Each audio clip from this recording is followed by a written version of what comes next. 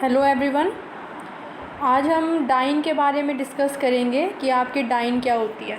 ठीक है, देखो जो हमने एल्केन, एल्कीन, एल्काइन ये सभी चीज़ हमें पता होती है। तो एल्कीन की तरह ही हमारे पास डाइन होती है, बस यहाँ इनके बीच में डिफरेंस क्या होता है आपका कि डाइन के अंदर दो एल्कीन होती है। ठीक है, दो एल्कीन हमारी प्रेजेंट होती है तो उसे हम क्या कह देते हैं, डाइन कह देते हैं।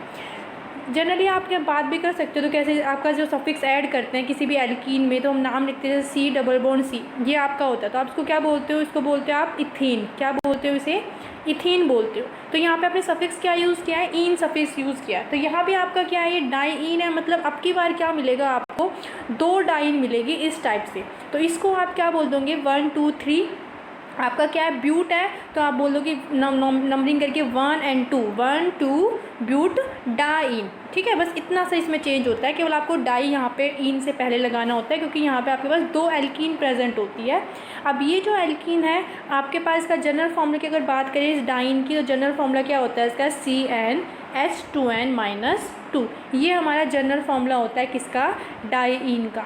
ठीक है, अब हमें ये देखना है कि जो डाइन है वो किस किस टाइप की होती है। तो हमारी डाइन जनरली 3 टाइप की हो सकती है। वो 3 टाइप को हमने क्लासीफाई कर रखा है। 3 टाइप की कौन कौन सी होती है। फर्स्ट होती है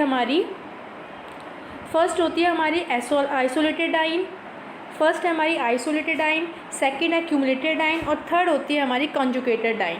ठीक है, ये 3 टाइप की डाइन हम जनरली पढ़ते हैं। अब सबसे पहले हम डिस्कस करते हैं कि आइसोलेटेड डाइन क्या होती है। देखो जब भी आपकी जो डाइन है, जो आपका डबल बॉन्ड है, ठीक है, डाइन के अंदर क्या होते हैं, डबल बॉन्ड ही होते हैं। जब भी आपके डबल बॉन्ड जो होंगे वो कैसे होंगे, आपके एक से ज़्यादा कार्बन एटम के बाद अगर वो आ रहे हैं हमारे पास, तो हम उसे कहेंगे क्या, आइसोलेटेड डाइन। इट मीन्स यहाँ पे तो क्या होगा कि जो आपका डबल बॉन्ड होगा वो मोर देन 1 कार्बन एटम आएंगे, सिंगल बॉन्ड आएंगे, उसके बाद आपका दूसरा डबल बॉन्ड आएगा। ठीक है, तो हम इसको डिफाइन कर सकते हैं, diene in which double bond are separate by more than 1 single bond are called the isolated dine.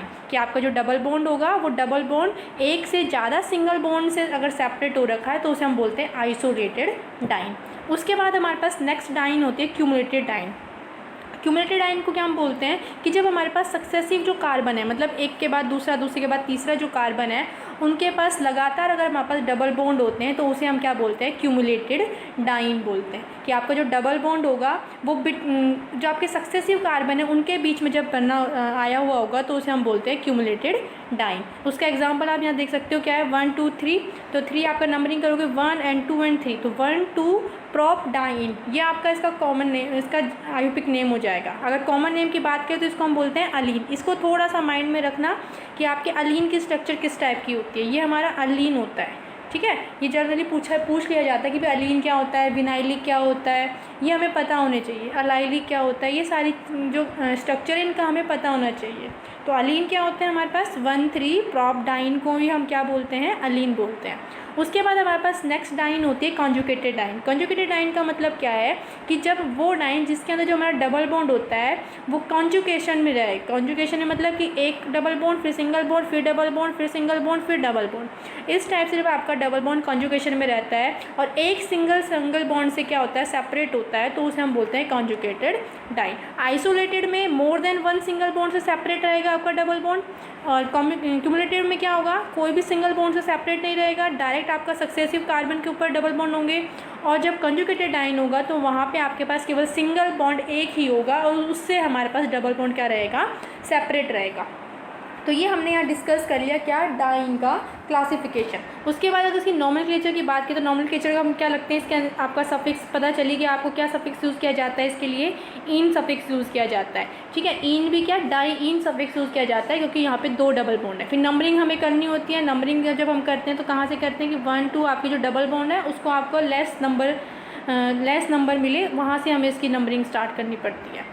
ठीक है, तो ये हमारे पास जनरल होता है। नॉमेनक्लेचर बहुत इजी होता है करना। जैसे आप यहाँ देख सकते हो, इसका अगर नाम लिखोगे 1 2 3 और 4, इस तरह आप इसकी नंबरिंग करोगे तो 1 पे और 2 पे, 1 पे 2 पे हमारा डबल बॉन्ड है तो क्या बोल देंगे, 1 2 ब्यूट डाइन। अब ब्यूटा क्यों बोला, क्योंकि मिथेन, इथेन, प्रोपेन और ब्यूटेन 4 कार्बन है तो ब्यूटेन होता है, और 2 इन है इसलिए हमने क्या लगा दिया, डाइन लगाया, तो 1 2 ब्यूटाडाइन हो जाएगा। ऐसे ही हमने इसका देख लिया था नेम, 1 2 प्रोप डाइन। ऐसे इसको देखो आपका 1 2 3 4 5 6 आपके कार्बन है, मतलब हेक्सेन यहाँ पे होगा। अब कौन कौन सी पोजीशन पे डबल बॉन्ड है, एक हमारा फर्स्ट पोजीशन पे डबल बॉन्ड है, एक हमारा फिफ्थ पोजीशन पे डबल बॉन्ड है। तो 1,5 हेक्साडाइन ये हमारा इसका क्या हो जाएगा, नॉमेनक्लेचर हो जाएगा। ठीक है, क्लियर है सभी को। अब इसके बाद हम देखते हैं रिलेटिव स्टेबिलिटी ऑफ डाइन, कि आपकी जो डाइन है उसकी स्टेबिलिटी को हम कैसे एक्सप्लेन करेंगे।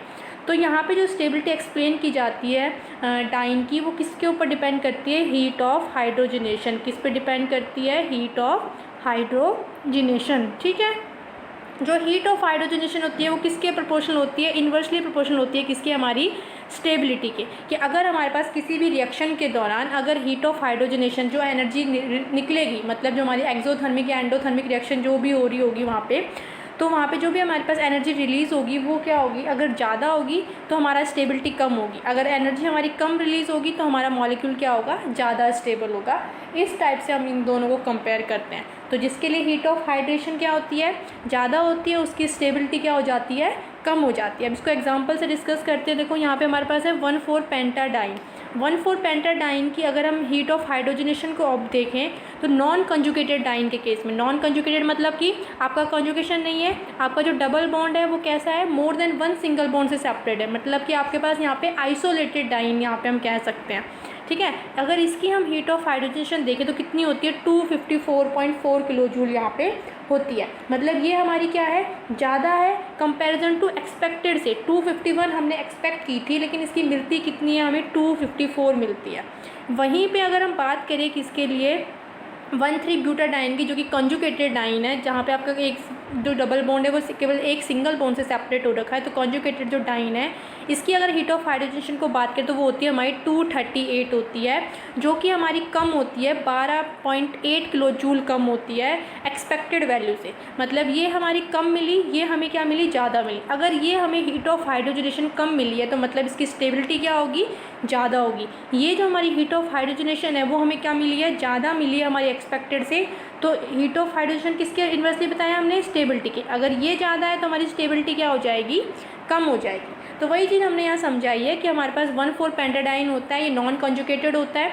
नॉन कंजुगेशन होने की वजह से इसकी जो हीट ऑफ हाइड्रोजनेशन होती है वो ज़्यादा होती है एक्सपेक्टेड से, इसीलिए ये इसकी स्टेबिलिटी क्या हो जाती है, कम हो जाती है। वहीं पे अगर 1,3-ब्यूटाडाइन की बात करें तो 1,3-ब्यूटाडाइन में क्या होता है, आपका हीट ऑफ हाइड्रोजनेशन कम होती है एक्सपेक्टेड वैल्यू से, इसीलिए 1,3-ब्यूटाडाइन क्या होता है, स्टेबल होता है। ठीक है, तो यहाँ से हमें क्या पता चला, यहाँ से हमें ये पता चला कि जो डाइन होते हैं, जो कंजुगेशन डाइन होंगे, मीन जो कंजुगेटेड डाइन होंगे, वो हमारे मोर स्टेबल होते हैं comparison to non conjugated diene. यहाँ पे हम दो बातों से इसको एक्सप्लेन कर सकते हैं, दो रीज़न हम यहाँ बता सकते हैं। फर्स्ट तो क्या रीज़न बता सकते हैं कि आपके पास हीट ऑफ हाइड्रोजनेशन की बात हम बता सकते हैं। दूसरा हम क्या बता सकते हैं, रेजोनेंस एनर्जी, कि जो कंजुगेशन होता है, जब कंजुगेशन होने की वजह से हमारे पास वहाँ पे रेजोनेंस एनर्जी और इंट्रोड्यूस हो जाती है, डीलोकलाइजेशन यहाँ पे जनरली देखने को मिलती है। इस वजह से डीलोकलाइजेशन होने की वजह से यहाँ पे क्या हो जाती है, हमारे पास 1,3-ब्यूटाडाइन की स्टेबिलिटी ज़्यादा हो जाती है। ठीक है, तो ये हमारे पास हो गया रिलेटिव स्टेबिलिटी ऑफ डाइन। अब हम यहाँ पे डिस्कस करते हैं हमारे पास जो हमने सबसे स्टेबल कंपाउंड बताया है 1,3-ब्यूटाडाइन को, उसको हम डिस्कस करते हैं। ठीक है, तो उससे पहले देखो अलीन की स्ट्रक्चर मैंने अभी आपको बताई थी। अलीन को आपको अच्छे से याद करना है। जब भी आपके पास क्यूमुलेटेड डाइन होती है तो उसे हम बोलते हैं अलीन। यहाँ पे आपके पास 3 कार्बन होते हैं। ठीक है, तीनों carbon double bonds cumulated diene की तरह यहाँ पे एडजस्ट किए जाते हैं। ठीक है, उसके बाद अब हमारे पास, अच्छा इसमें बात करें तो आपके पास ये जो सेंटर वाला कार्बन होता है ये sp हाइब्रिडाइजेशन रखता है, और ये वाले जो कार्बन होते हैं इसकी हाइब्रिडेशन होती है sp2 हाइब्रिडाइजेशन। ठीक है, ये हमारे पास हो गया एलीन। अब हम डिस्कस करते हैं क्या 1,3-ब्यूटाडाइन, जो हमारा मोर स्टेबल क्या होती है, डाइन होती है। अगर हम इसकी बात करें 1,3-ब्यूटाडाइन की तो स्ट्रक्चर क्या होती है इसकी, 1 2 3 4 ब्यूटेन मीन्स 4 कार्बन होंगे, और first second and third, first और थर्ड पोजीशन पे हमारा क्या होगा, डबल बॉन्ड होगा। ये हमारे पास होती है 1,3-ब्यूटाडाइन की स्ट्रक्चर। ठीक है, अब देखो यहाँ पे जो 1,3-ब्यूटाडाइन होता है वो क्या होता है, रेजोनेंस स्ट्रक्चर फॉर्म करता है। कैसे रेजोनेंस स्ट्रक्चर फॉर्म करेगा, ये जो डबल बॉन्ड है हमारा आगे शिफ्ट होगा, उसके बाद ये डबल बॉन्ड हमारा आगे शिफ्ट होगा। तो इसने अपने इलेक्ट्रॉन डेंसिटी आगे शिफ्ट करी तो इसके ऊपर चार्ज आ गया पॉजिटिव। अब इसके पास इलेक्ट्रॉन डेंसिटी गई है, मीन्स जो एरो होता है वो एरो हमारा नेगेटिव साइन शो करता है, जो टेल होती है उस एरो की वो हमें पॉजिटिव साइन शो करती है। तो एरो आपका यहाँ गया तो इसके ऊपर आ गया नेगेटिव चार्ज। ठीक है, नेक्स्ट स्टेप में क्या हो सकता है, ये आपका नेगेटिव चार्ज फिर से मूव करेगा। कैसे मूव करेगा, यहाँ से अगर हमारे पास जो प्रोसेस है वो अपोजिट यहाँ से इधर जाए, ठीक है, मतलब कि आपका पॉजिटिव चार्ज एक प्रोसेस में आप यहाँ से आए और दूसरी प्रोसेस आप यहाँ से कर सकते हो। आपकी बार आप क्या कर सकते हो, यहाँ मूव करो पहले, फिर आगे मूव करो, तो इसके ऊपर क्या आ सकता है, नेगेटिव चार्ज आ सकता है। तो दोनों केस यहाँ बन सकते हैं। फर्स्ट वाली जो स्ट्रक्चर है, इसे दो केस बन सकते हैं कि आपके पास इस कार्बन पे पॉजिटिव चार्ज आ सकता है, एक बार इस कार्बन पे हमारा नेगेटिव चार्ज, एक बार इस कार्बन पे पॉजिटिव और एक बार इस कार्बन पे नेगेटिव। इस टाइप से हमारे पास ये क्या होता है, रेजोनेटिंग स्ट्रक्चर से सेपरेट रहते हैं, ठीक है, रेजोनेटिंग स्ट्रक्चर फॉर्म करते हैं। अब यहाँ पे अगर रेजोनेटिंग स्ट्रक्चर को देखें तो हमने यहाँ क्या देखा कि जो हमारी सेकंड और जो थर्ड स्ट्रक्चर आई है, इसके ऊपर क्या होता है, चार्जेस का सेपरेशन रहता है। क्या रहता है, इनके ऊपर चार्जेस का सेपरेशन रहता है। तो जब भी कोई मॉलिक्यूल आपके पास है, जब उसके ऊपर चार्जेस सेपरेट रहेंगे तो वो हमारे पास क्या होगा, चार्जेस की सेपरेशन क्या बताती है यहाँ पे हमें कि आपका जो मॉलिक्यूल है वो लेस स्टेबल है। मतलब कि अगर आपके पास मॉलिक्यूल एक दो टाइप के आप मॉलिक्यूल लो, एक आपका न्यूट्रल मॉलिक्यूल लो, एक आपका चार्ज मॉलिक्यूल लो, तो अगर स्टेबिलिटी की यहाँ बात की जाए तो जो हमारा न्यूट्रल मॉलिक्यूल होता है वो मोर स्टेबल होता है कंपैरिजन टू चार्जेस के, ठीक है। चार्ज के कंपैरिजन में हमारे पास जो न्यूट्रल मॉलिक्यूल होता है वो ज़्यादा स्टेबल होता है। इसीलिए यहाँ से हमें क्या देखने को मिलता है कि जो आपके पास ये फर्स्ट वाली स्ट्रक्चर ये मोर स्टेबल होती है कंपैरिजन टू सेकंड और थर्ड के, ठीक है। यहाँ पे रेजोनेटिंग स्ट्रक्चर क्या शो करती है, रेजोनेटिंग स्ट्रक्चर ये शो करती है कि जब हम यहाँ पे देखते हैं ना कि कार्बन कार्बन का डबल बॉन्ड जो यहाँ पे फॉर्म हुआ है, इसकी बॉन्ड लेंथ कितनी है, और कार्बन कार्बन सिंगल जो बॉन्ड यहाँ बना है इसकी बॉन्ड लेंथ कितनी है। तो हम यहाँ देखते हैं कि जो आपका कार्बन डबल बॉन्ड कार्बन है उसकी बॉन्ड लेंथ कितनी होती है, 134 पिकोमीटर होती है, ठीक है। वहीं पर अगर हम बात करें कार्बन सिंगल बॉन्ड की अगर बात करें तो वो हमारी क्या होती है, 154 पिकोमीटर होती है। ये हम जनरली बता रहे हैं कि जब एक्चुअल में जो हमारा कोई डबल बॉन्ड होगा उसकी 134 और एक्चुअल में जो कोई सिंगल बॉन्ड होगा उसकी 154 एंगस्ट्रॉम यहाँ पे देखने को मिलती है। बट यहाँ अगर हम बात करें इस स्ट्रक्चर अगर अंदर हम बात करते हैं तो जो हमारा मॉलिक्यूल है उसकी जो बॉन्ड की लेंथ होती है वो होती है 148 पिकोमीटर, या फिर हम बोल सकते हैं 1.48 एंगस्ट्रॉम।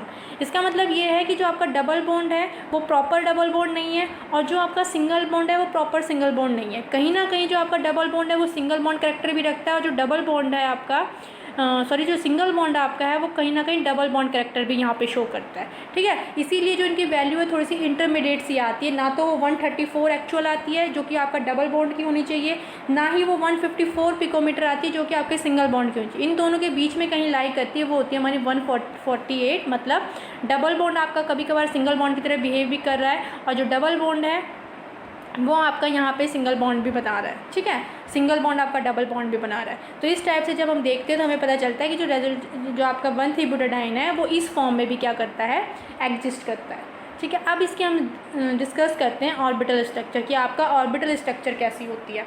तो जो हमारा ब्यूटाडाइन होता है 1,3-ब्यूटाडाइन, इसमें हमारे पास जो 4 कार्बन होते हैं, ये 4 कार्बन क्या करते हैं, यहाँ पे आपके पास इनके पास 3 sp2 हाइब्रिडाइजेशन यहाँ पे देखने को मिलती है ना। तो यहाँ जब हम 1,3-ब्यूटाडाइन की बात करें तो आपके पास 4 कार्बन यहाँ पे प्रेजेंट है। 4 कार्बन के पास क्या होते हैं, आपके पास 3 sp2 हाइब्रिडाइज ऑर्बिटल होते हैं, ठीक है, जो कि कहाँ यूज़ करते हैं, वो सिग्मा बॉन्ड बनाने के लिए। ये आपके पास 4 कार्बन है, ठीक है, 4 कार्बन के पास क्या है, 3 sp2 हाइब्रिडाइज ऑर्बिटल होते हैं जो कि किसके यूज़ करे जाते हैं, सिग्मा बॉन्ड की फॉर्मेशन के लिए यूज़ किए जाते हैं। देखो यहाँ आप देख भी सकते हो इन चारों कार्बन ने क्या कर रखा है अपना, एक सिग्मा, यहाँ पे 3 सिग्मा बॉन्ड की फॉर्मेशन यहाँ पे कर रखी है इन सभी ने, है ना। सभी के पास 3 सिग्मा बॉन्ड बने हुए हैं। तो सिग्मा बॉन्ड किससे बना था, सिग्मा बॉन्ड हमारा बना हुआ है sp2 हाइब्रिड ऑर्बिटल से। उसके बाद उनके पास एक अनहाइब्रिड ऑर्बिटल बचा हुआ है, ये ऊपर और नीचे जो ये बचा हुआ है ये हमारे पास क्या है, अनहाइब्रिडाइड क्या है, p ऑर्बिटल यहाँ पे बचा हुआ है, जो कि हम यूज़ करेंगे क्या करने के लिए, पाई बॉन्ड की फॉर्मेशन के लिए। समझ में आया। तो आपको यहाँ 2 चीज़ थोड़ा सा याद अच्छे से रखनी है, क्या कि आपके पास जो 4 कार्बन है उन 4 कार्बन के पास 3 क्या होते हैं, sp2 हाइब्रिड ऑर्बिटल होते हैं जिनका यूज़ वो सिग्मा बॉन्ड में करता है, और एक उनके पास क्या क्या होते हैं, उनके पास p और अनहाइब्रिडाइज p ऑर्बिटल होते हैं जिनका यूज़ वो करता है पाई बॉन्ड को बनाने में। यह आपके अनहाइब्रिडाइज p ऑर्बिटल है और यह आपके पास हाइब्रिड sp2 ऑर्बिटल है, ठीक है। ये हमने यहाँ बात कर ली। उसके बाद जो आपके 4 कार्बन एटम होंगे, चारों कार्बन एटम क्या करेंगे, पाई बॉन्ड की फॉर्मेशन करेंगे। कैसे, पाई बॉन्ड कैसे बनेगा यहाँ पे, इस p ऑर्बिटल की साइड वाइज ओवरलैपिंग से। इस टाइप से हमारे पास इन दोनों के बीच में क्या आ जाएगा, डबल बॉन्ड आ जाएगा, और यहाँ हमारे पास क्या आ जाएगा, डबल बॉन्ड आ जाएगा। नेक्स्ट टाइप क्या हो सकता है यहाँ पे कि जो आपका डबल बॉन्ड है वो इन दोनों के बीच में भी बन सकता है। तो यहाँ भी आपका डबल बॉन्ड आ सकता है, मतलब आपके पास ये डबल बॉन्ड जो आपका फॉर्म हुआ है वो क्या करता रहता है, डीलोकलाइज होता रहता है पूरे मॉलिकुलर ऑर्बिटल पे। ठीक है, तो आपका ये जो ओवरऑल देखा जाए तो इस टाइप से हम इसको शो कर देते हैं कि आपका डबल बॉन्ड कहाँ बन सकता है, ये कोई सा भी ऑर्बिटल आपस में ओवरलैप करके डबल बॉन्ड की फॉर्मेशन इस टाइप से यहाँ पे कर सकता है। तो जनरली इसको हम एक सर्कल की तरह यहाँ पे शो कर देते हैं कि एक इलेक्ट्रॉन डेंसिटी ऊपर होती है इसकी और एक इलेक्ट्रॉन डेंसिटी नीचे होती है, जो कि कौन सी इलेक्ट्रॉन डेंसिटी है, पाई इलेक्ट्रॉन डेंसिटी है। ठीक है, इस पाई इलेक्ट्रॉन डेंसिटी हमारे पास कैसे बनती है, ये अनहाइब्रिडाइज p ऑर्बिटल से यहाँ पे फॉर्म होती है।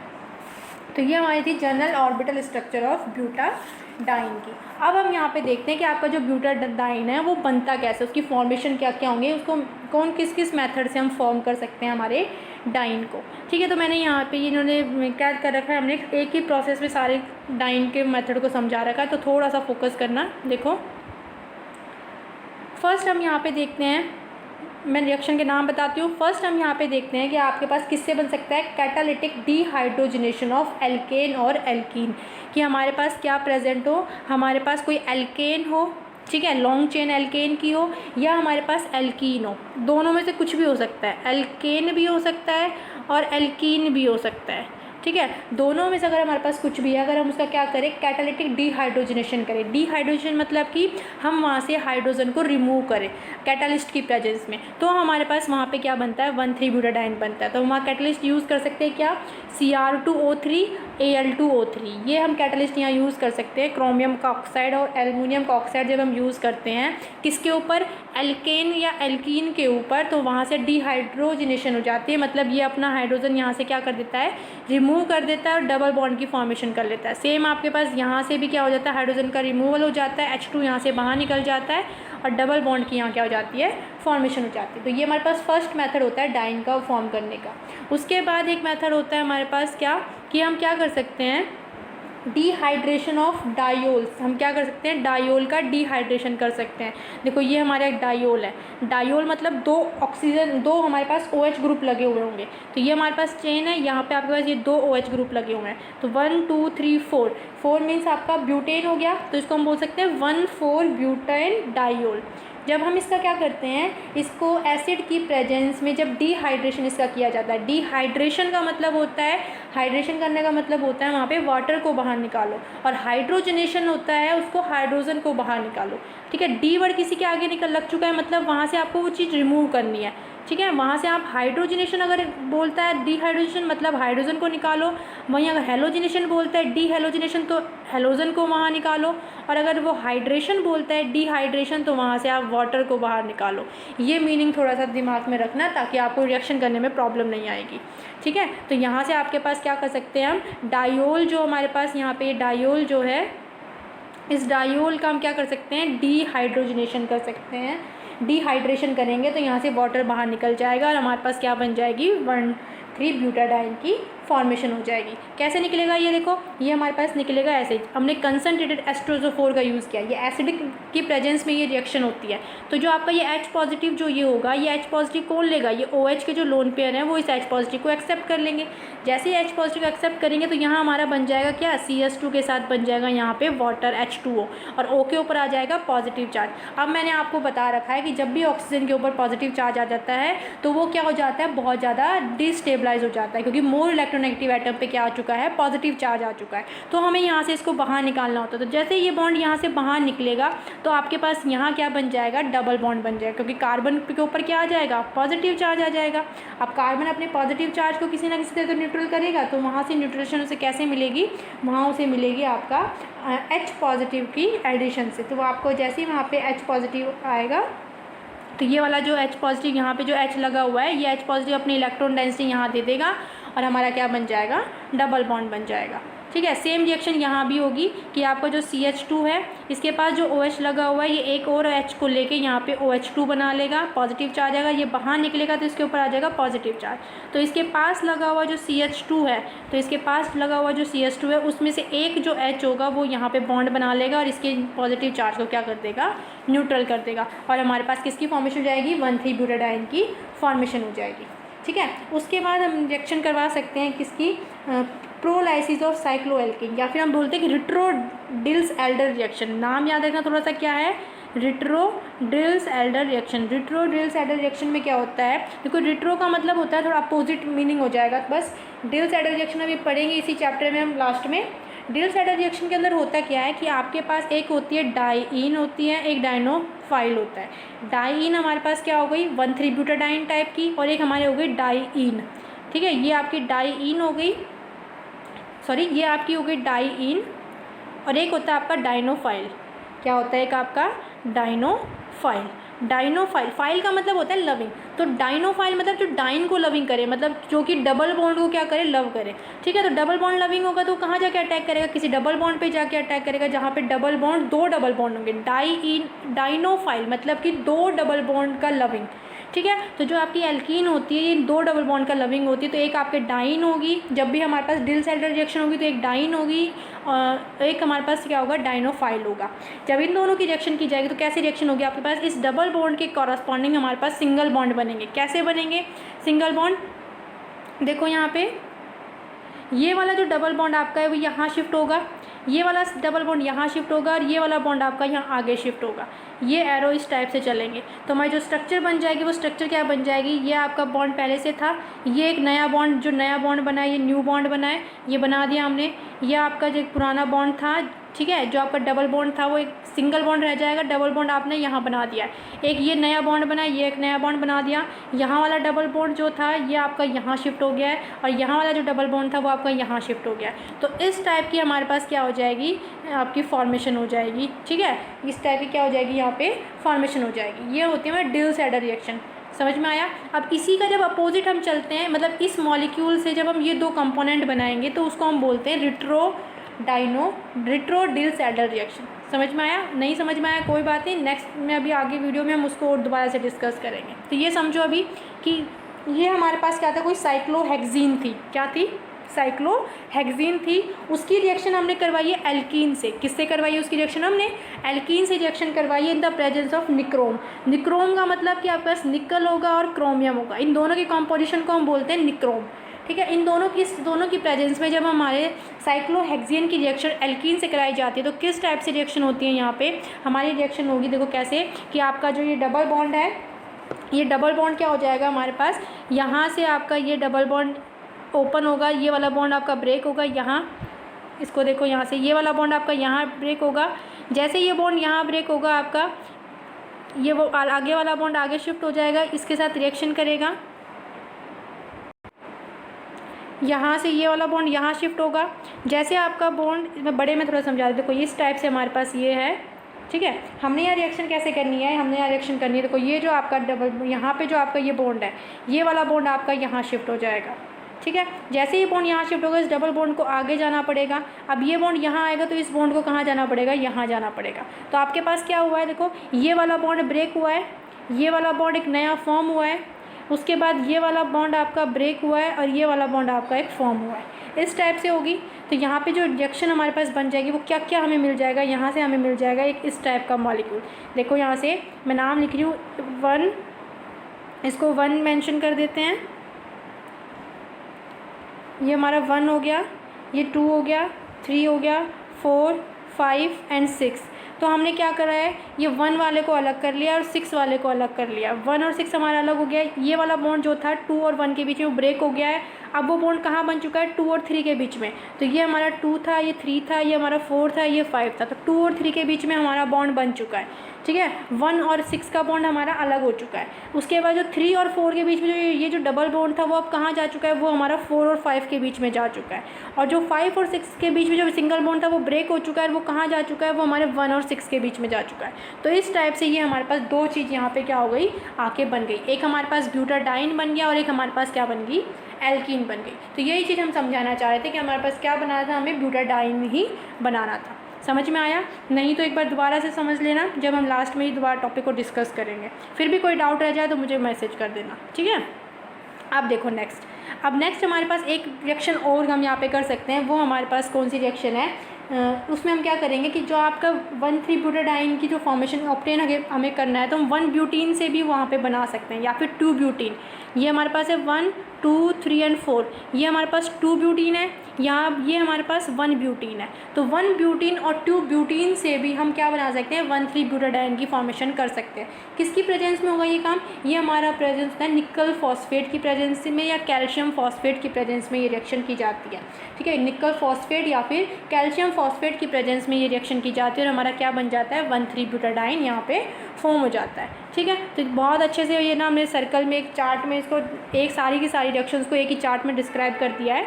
तो एक बार इसको पढ़ लेना, अगर दोबारा समझना है तो एक बार फिर से हम इसका ओवरव्यू ले सकते हैं। देखो क्या करा है हमने, सबसे पहले सिंपल एल्कीन ली थी। एल्कीन या एल्केन हम कुछ भी ले सकते हैं, उसका हम क्या करेंगे, डीहाइड्रोजनेशन करेंगे कैटलिस्ट की प्रेजेंस में। कैटलिस्ट हमने यूज़ किया क्रोमियम का ऑक्साइड या फिर एल्युमिनियम का ऑक्साइड, और हमें क्या मिल गया, 1,3-ब्यूटाडाइन मिल गया। दूसरी रिएक्शन हमने यहाँ पे क्या करी, रिट्रोडिल्स एडर रिएक्शन। रिट्रोडिल्स एडर रिएक्शन में हमने क्या किया, साइक्लोहेक्सेन लिया है। साइक्लोहेक्सेन रिएक्शन में हमने क्या करी है, रिंग की ओपनिंग करी है एक टाइप से, ठीक है। रिंग की ओपनिंग कैसे करी है, हमने ये वाला बॉन्ड आगे शिफ्ट कर दिया है, फिर आपका ये वाला बॉन्ड और आगे आगे करके हमारे पास इस टाइप से एक एल्कीन बन गई और एक हमारे पास क्या बन गया, 1,3-ब्यूटाडाइन यहाँ पे फॉर्म हो गया, ठीक है। उसके बाद हम क्या कर सकते हैं, 1 ब्यूटीन या फिर हमारा 2 ब्यूटीन से भी हम क्या बना सकते हैं, 1,3-ब्यूटाडाइन बना सकते हैं। किसकी प्रेजेंस में, निकल फॉस्फेट या फिर हमारा कैल्शियम फॉस्फेट की प्रेजेंस में।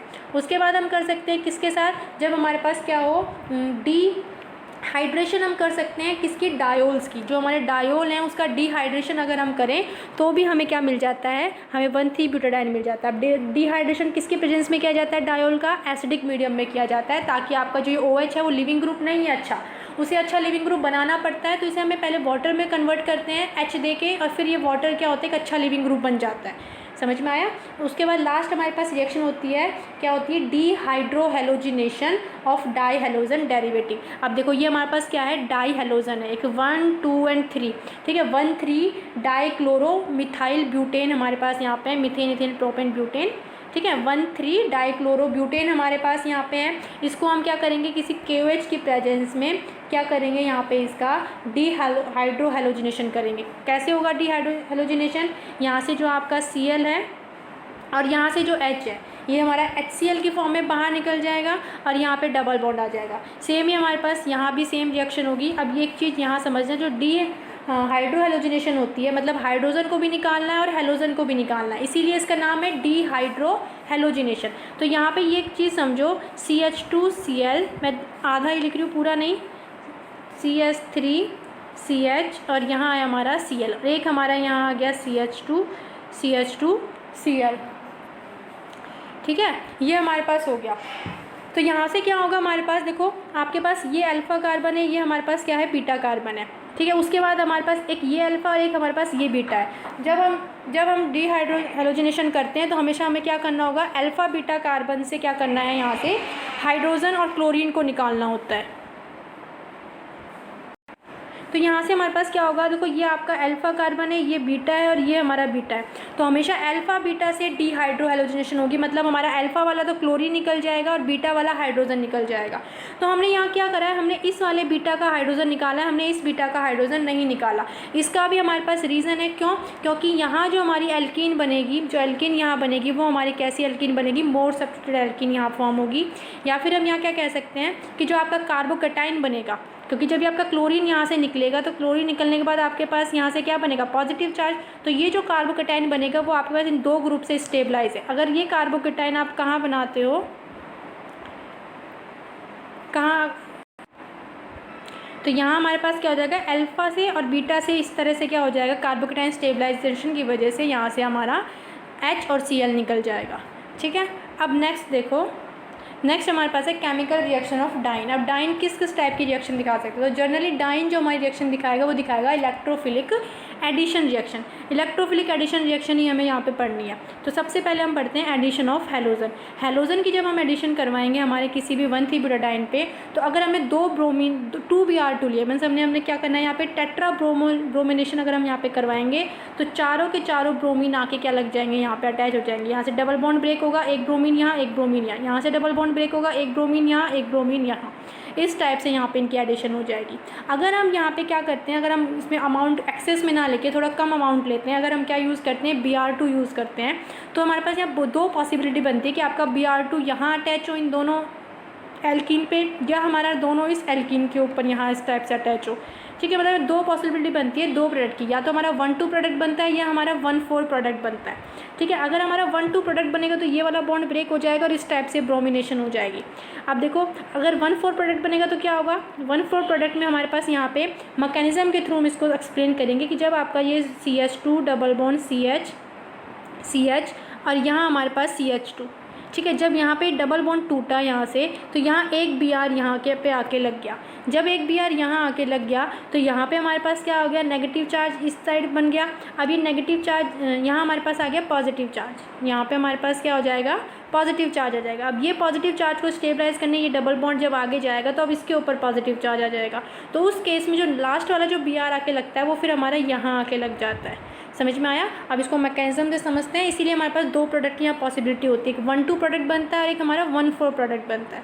तो इसको मैकेनिज्म से समझो। इलेक्ट्रोफिलिक एडिशन रिएक्शन हम यहाँ पे देखते हैं। इलेक्ट्रोफिलिक एडिशन रिएक्शन में क्या होगा कि हमारे पास जो ये डाइन है ये इलेक्ट्रॉन रिच होती है, तो ये कहाँ पे जाके अटैक करेगी, किसी मोर इलेक्ट्रोफिलिक सेंटर पे जाके अटैक करेगी। तो हमारे पास जो Br2 होता है उसमें एक डेल्टा पॉजिटिव होता है और एक डेल्टा नेगेटिव होता है। तो ये जो एल्कीन है इलेक्ट्रॉन रिच, ये हमारे इस इलेक्ट्रोफाइल पे अटैक करेगी और यहाँ से हमारा Br नेगेटिव क्या हो जाएगा, बाहर निकल जाएगा। तो Br नेगेटिव हमारा बाहर जा चुका है। जैसे Br नेगेटिव बाहर जाएगा तो यहाँ से आपके पास इस कार्बन के ऊपर तो क्या हो जाएगा, Br2 आके अटैच हो जाएगा। अब इसने अपनी इलेक्ट्रॉन डेंसिटी डोनेट करी है। तो देखो बैक में जब हमने पढ़ा था अभी कि बैक वाला क्या होता है पॉजिटिव और फ्रंट आपकी हेड क्या हो जाता है नेगेटिव। तो हेड से तो इसने ब्रोमीन पर अटैक कर दिया, टेल इसकी बच गई, तो टेल पे क्या हो जाएगा, यहाँ पे पॉजिटिव चार्ज आ जाएगा। तो यहाँ हमारा पॉजिटिव चार्ज आ गया।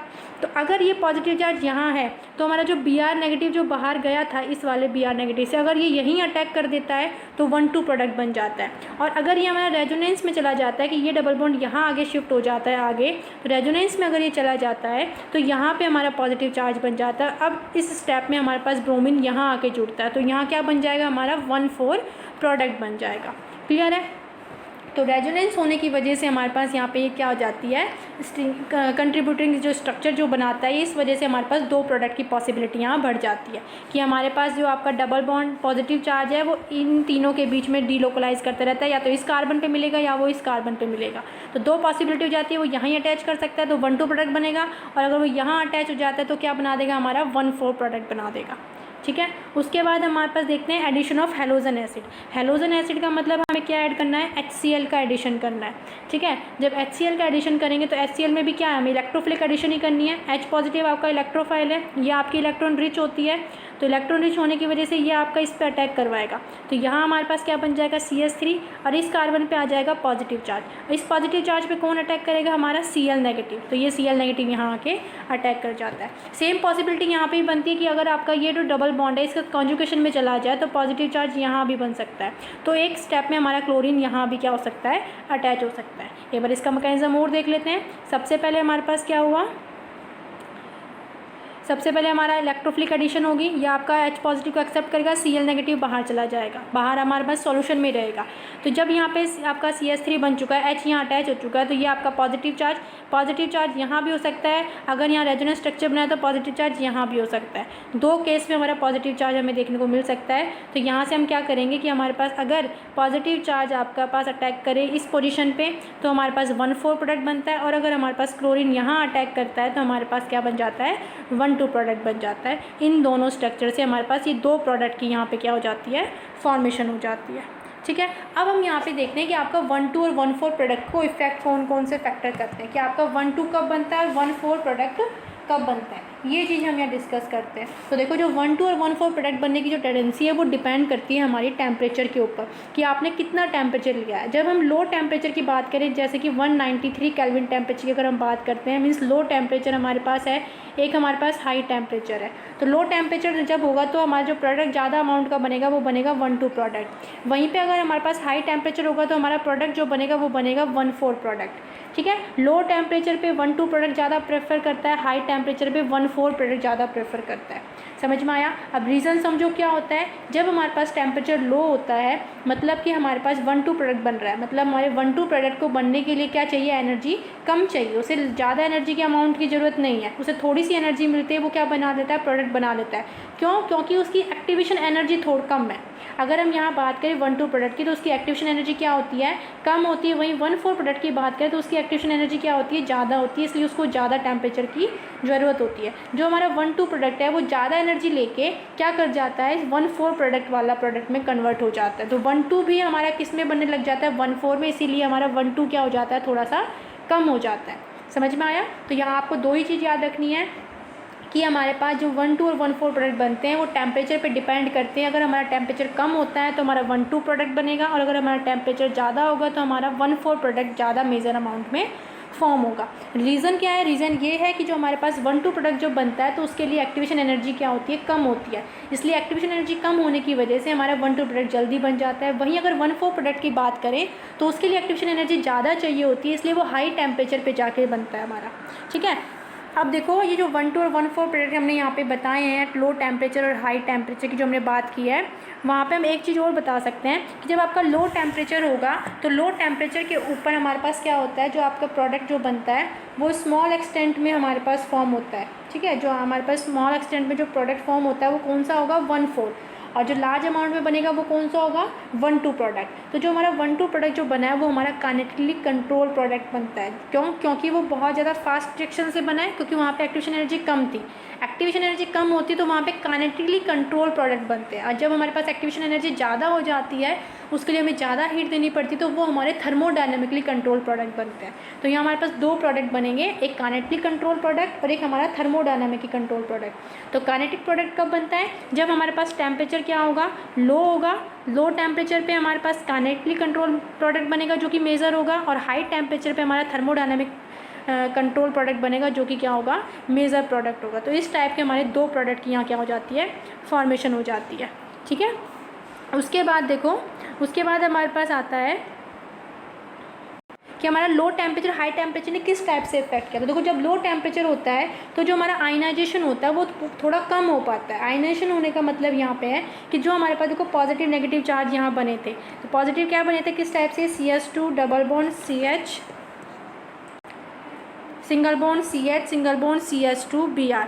ये जो हमारा यहाँ जो पॉजिटिव चार्ज बना था, ये पॉजिटिव चार्ज आपका आयनाइज नहीं हो पाता है, जो ये आयनाइजेशन जो होता है इनका वो थोड़ा सा कम होता है, इसीलिए हमारा 1-2 प्रोडक्ट जल्दी बन जाता है। अगर इसका आयनाइजेशन ज़्यादा हो जाएगा, अगर यहाँ पे आयन अच्छे बनेंगे, ज़्यादा आयनाइजेशन होगी, तो आयनाइजेशन ज़्यादा होने की वजह से हमारे पास क्या बनेगा, ये आपका डीलोकलाइजेशन में चला जाएगा और हमारा 1-4 प्रोडक्ट की फॉर्मेशन हो जाएगी। ठीक है, तो यही हम ये बता सकते हैं कि जो आपका लो टेम्परेचर होता है तो लो टेम्परेचर पे आयनाइजेशन जो प्रोडक्ट होता है वो बहुत स्मॉल अमाउंट में होता है, जिसकी वजह से 1-2 प्रोडक्ट ज़्यादा प्रेफर किए जाते हैं।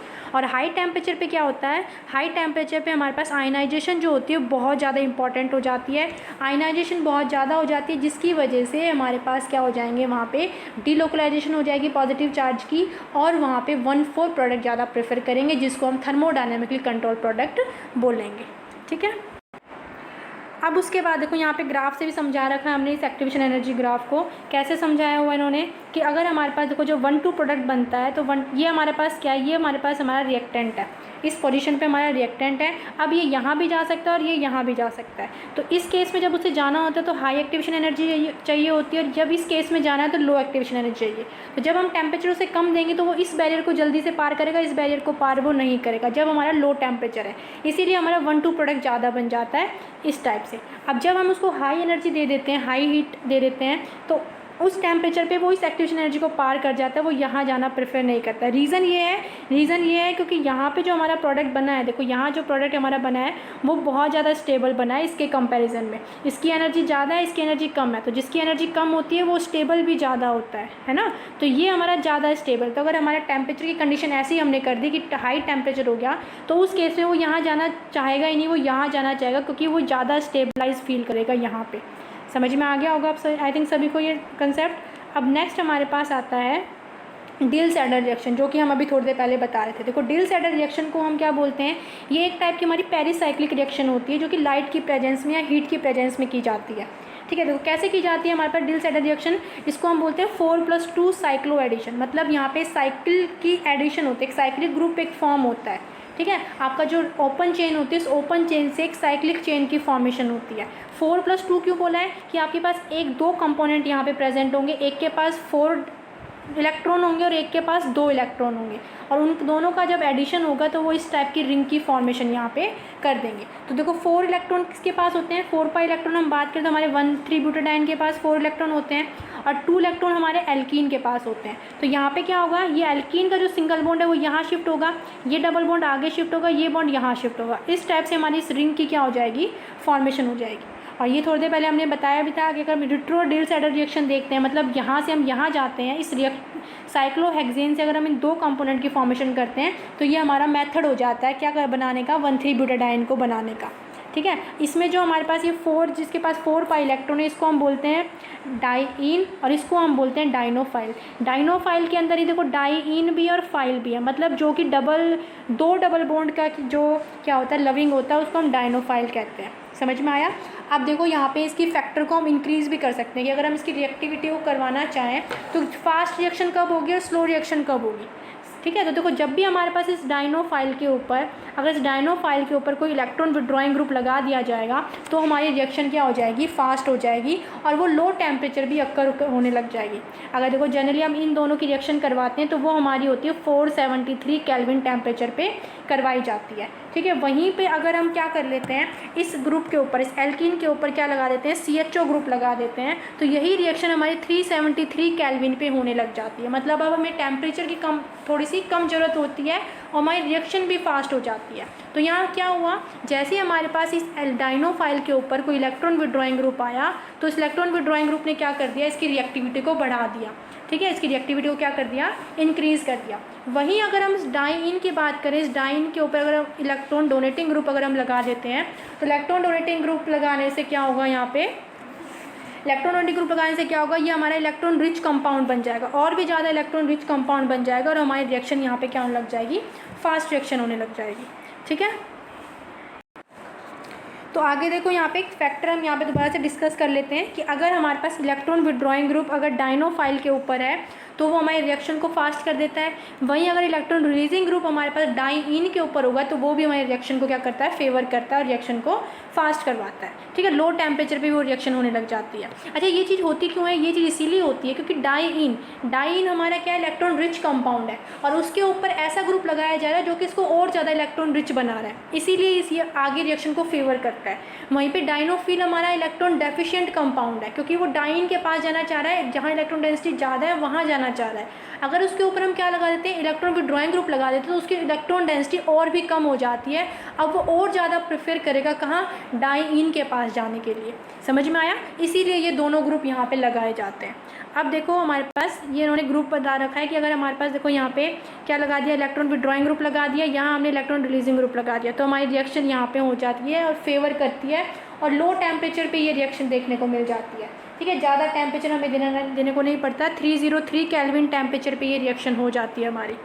वहीं पे अगर हम दूसरी बात करें, जैसे हमारे पास ये एक्रोलीन है, आपका इलेक्ट्रॉन विड्रॉइंग ग्रुप लगा दिया तो ये भी हमारे रिएक्शन को क्या कर देता है, ये भी हमारे रिएक्शन को फास्ट कर देता है। अब कितने टेम्परेचर पे रिएक्शन हो जाती है हमारे पास, ये हमारे पास 373 केल्विन टेम्परेचर पे रिएक्शन हो जाती है। समझ में आया। ऐसे अब देखो यहाँ पे एक एग्जांपल हो रहा है, ये हमारा मैलिक अनहाइड्राइड है।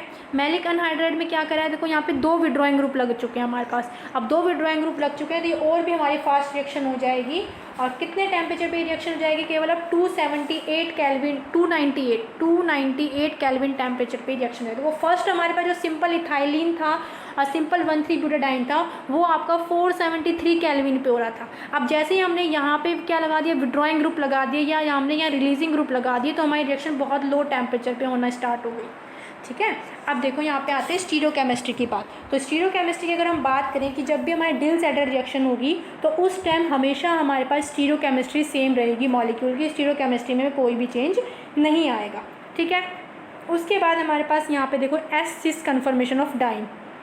ये हमारे पास जो कन्फर्मेशन जो हमारे पास यहाँ पे है, डाइन जब भी रिएक्शन करने के लिए जाएगा तो वो हमेशा किस फॉर्म में होना चाहिए, वो इस सिस फॉर्म में होना चाहिए। किस फॉर्म में होना चाहिए, सिस फॉर्म में होना चाहिए रादर देन ट्रांसफॉर्म। अगर वो ट्रांसफॉर्म में प्रेजेंट है तो हमें उसे क्या करना पड़ेगा, रोटेट करना पड़ेगा सिंगल बॉन्ड के थ्रू, और रोटेट करने के बाद उसे सिस बनाना पड़ेगा, तब जाके वो रिएक्शन करेगा किससे, हमारे किसी डाइनो फाइल से। तो यहाँ ध्यान रखना है हमें कि हमारा हमेशा जो डाइन होना है वो डाइन कैसा होना चाहिए, हमारा सिस कन्फर्मेशन का होना चाहिए। अगर ट्रांस कन्फर्मेशन का होगा तो वो हमारे पास क्या नहीं कर पाएगा, पॉसिबल जो प्रोडक्ट है हमारा वो नहीं बन पाएगा।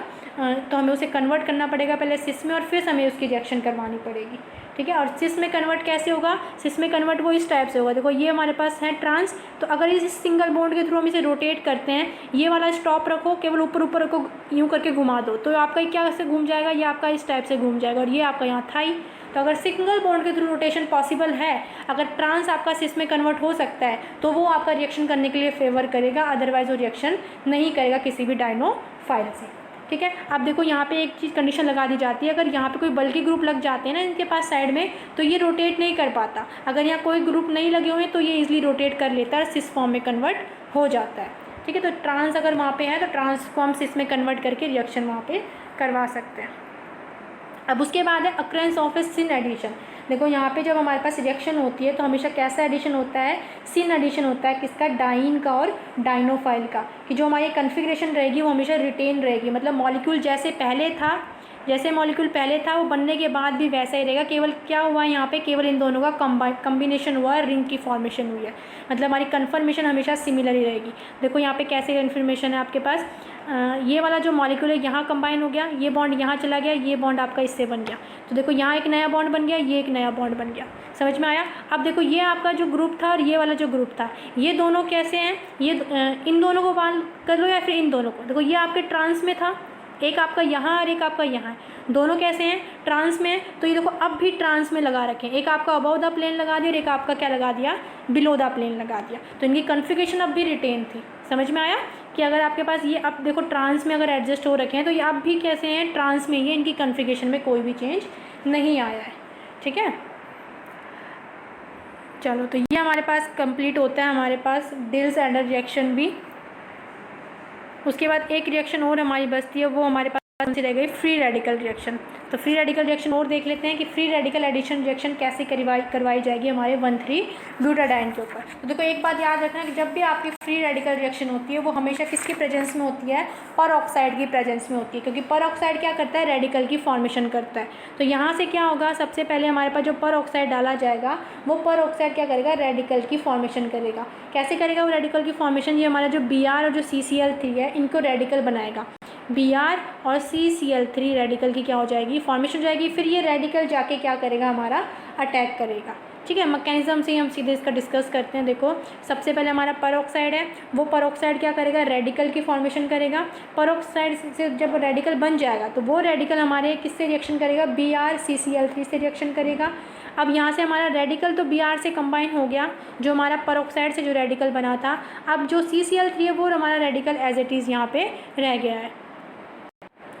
अब ये रेडिकल अटैक करने हमारे पास इस एल्कीन के ऊपर, डाइइन के ऊपर जाएगा। तो कैसे कैसे अटैक कर सकते हैं, देखो ये आपका बॉन्ड जब ब्रेक होगा तो एक रेडिकल यहाँ, एक रेडिकल यहाँ, जब ये रेडिकल फॉर्म होंगे तो एक रेडिकल तो इस CCl3 से कंबाइन हो जाएगा, ये रेडिकल हमारा एज इट इज़ रह जाएगा। तो जैसे हमारा पॉजिटिव चार्ज की हमने क्या करी थी, डिलोकलाइजेशन करी थी, वैसे ही हमारा ये भी रेजोनेंस क्या बनाएगा, स्ट्रक्चर बनाएगा। और दो पॉसिबिलिटी हो जाएगी, हमारा रेडिकल यहाँ प्रेजेंट हो या हमारा रेडिकल यहाँ प्रेजेंट हो। तो आने वाला जो ब्रोमीन होगा जो इस रेडिकल से कंबाइन हुआ था, वो ब्रोमीन या तो यहाँ अटैक हो सकता है 1,4 पोजीशन पे, या हमारा 1,2 पोजीशन पे क्या कर सकता है, बॉन्ड को बना सकता है। ठीक है। जब वो बॉन्ड की फॉर्मेशन कर लेगा हमारे पास 4 प्रोडक्ट 2 पे और 4 पे, तो जो हमारा रेडिकल यहाँ कंबाइन था इस Br से, वो रेडिकल फिर से क्या हो जाएगा, एज इट इज़ सैंपल में पड़ा रह जाएगा, और वो सैंपल में रहने के बाद वो फिर से किसी दूसरी रिएक्शन को करवाने के लिए क्या रहेगा, एक्टिवेट रहेगा। ठीक है, तो ये हमारा डाइन कंप्लीट होता है। अब एक बार सभी इसको पढ़ के देखेंगे, किसी को कोई भी डाउट होगा तो मुझे बताएंगे, हम फिर उस डाउट को फिर से क्लियर कर लेंगे। ठीक है, ओके, थैंक यू।